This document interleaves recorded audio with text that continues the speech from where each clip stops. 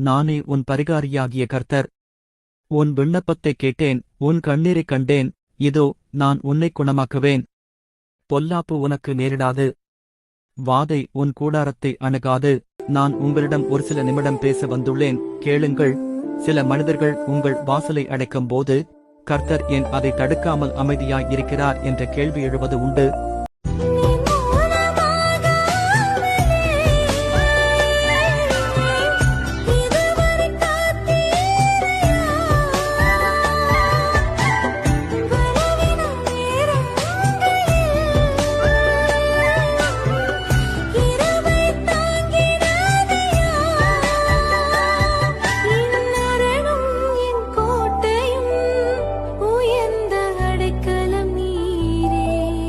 ஒரு மனிதன் உங்களுக்கு விரோதமாக யோசிக்கும் யோசனைகளை கூட நான் அறிந்திருக்கிறேன்.